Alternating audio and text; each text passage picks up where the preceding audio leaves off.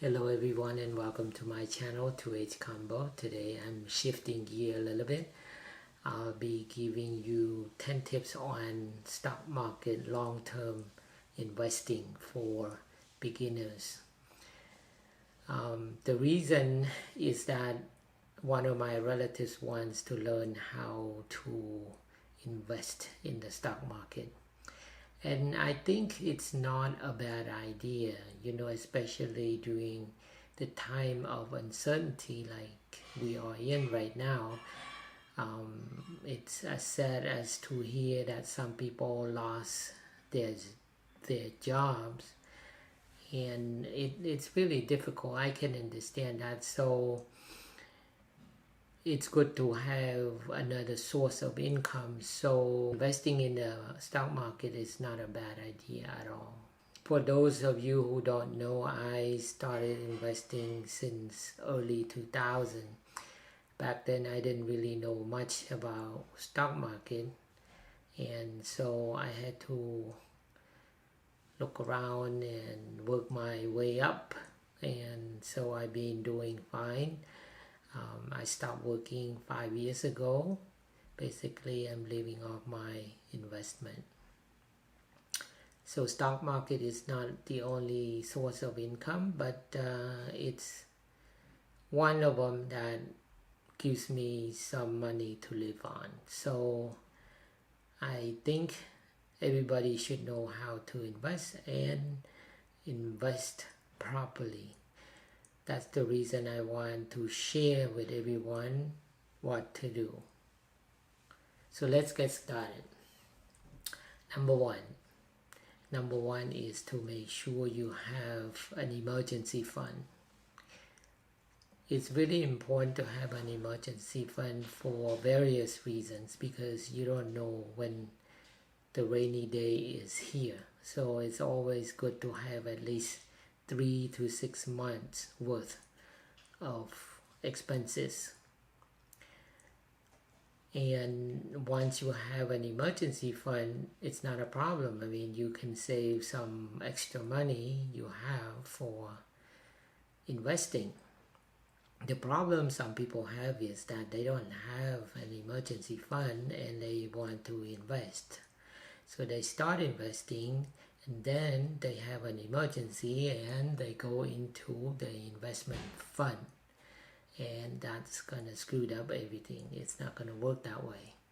So if you do not have an emergency fund, I suggest that you work on that first. Number 2, make sure you invest only money you can afford to lose. Okay, so 1, you need to have an emergency fund. 2, those are extra money.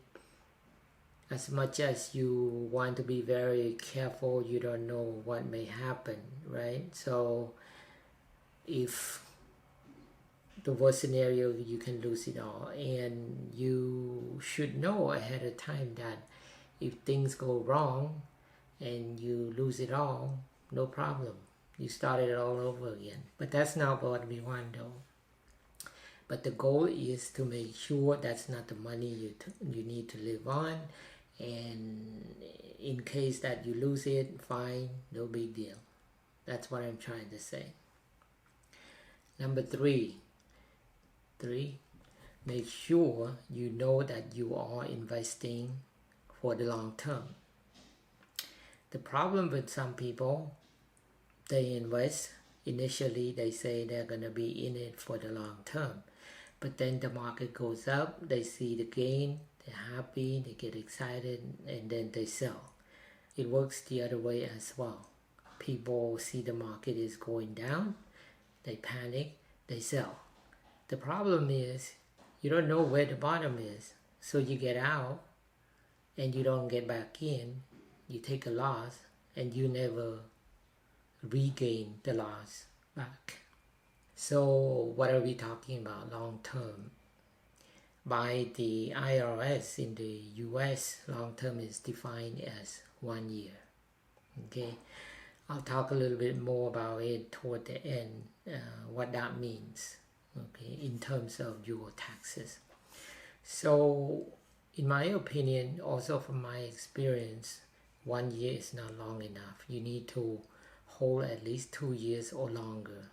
Of course, we like to hold it indefinitely as long as the company stays good, still doing fine, right?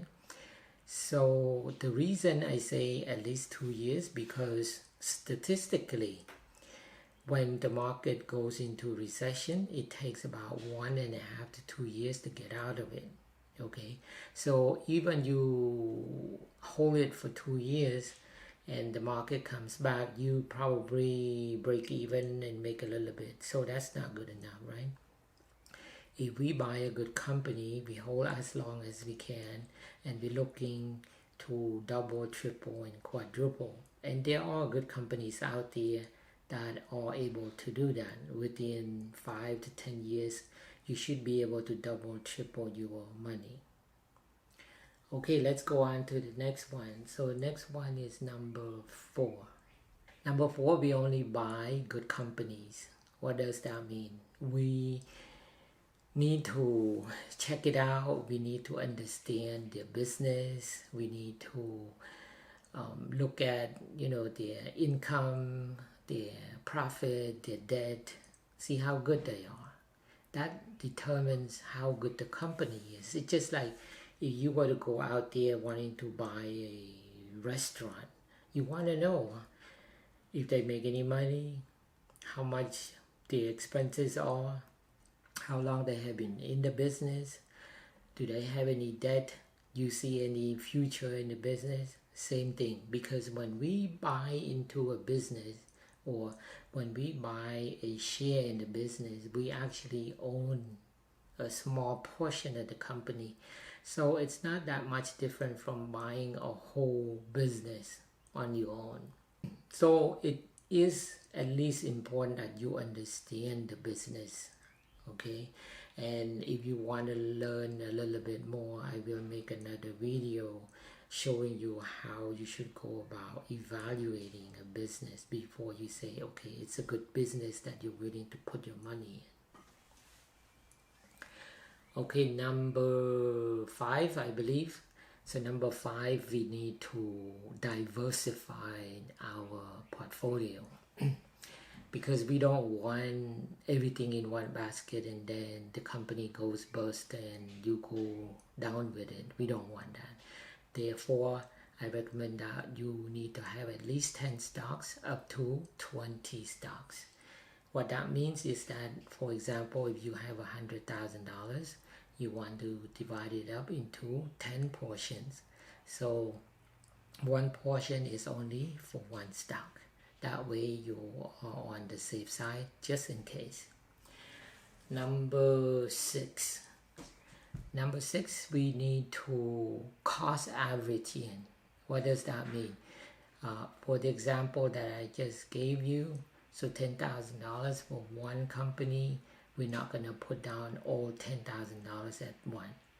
One simple way to do it is to buy it regularly. Let's say every 6 months, every 12 months, right? Regardless of what the price is, you just keep buying. Over the long run, you average it out. So, you buy some at a higher price, some of them at a lower price. Overall, you're still buying at a good price, right? And again, we're looking into many, many years of holding. So over the long run, you will come out ahead. So that is also part number 7. Number 7, basically know when to buy. So, like I said already, you buy it regularly, whether it's every 6 months or every 12 months. Another way to do it for people who are willing to learn a little bit more and use technical analysis to help them to go in and out. Of course, it's not really a requirement. If you just want to ignore it, that is fine too, but it'll give you an edge, right? So that is something also I will make another video that you can learn, and all it is, you will buy when the stock retraces to a support. That's where you buy. Otherwise you just sitting on the sideline and wait, just like going fishing, right? So that was number 7, right? So number 8, basically you need to ignore the news. The reason is stock price will fluctuate from day to day, from week to week, even from month to month. But that does not determine the value of the company, right? Also, that's just an indication of people's emotion that drive the market up and down. So ignore the news altogether. Just tell yourself that you invest for the long run. It doesn't matter, okay? The company will appreciate over many years as long as you choose a good company. All right, so now we're down to number 9. Okay, so now we're down to number 9. Number 9 basically is to work on your psychology. What that means is don't be influenced by the price fluctuation. So if the price goes up, you see a good gain on your stock, don't get too excited. Same thing if it goes down, don't panic, just hang on to it, close your eyes and keep going. Buy some more later when it comes down, or buy it at your regular interval. You will be fine. Now we're down to number 10. Number 10, basically make sure you have money to pay taxes. Here in the US, you cannot get away from paying taxes. It's gonna be a capital gain. One good thing about long-term investing is that your tax rate is not as much as short-term trading. So it's a good thing. Just make sure you have money to pay. All right, so that's all. Those are the 10 tips. I hope you find them useful or informative for those who are looking into investing long term. If you have any questions or comments, please leave them down below. Please like, subscribe. I thank you for watching. See you in the next one. Bye bye.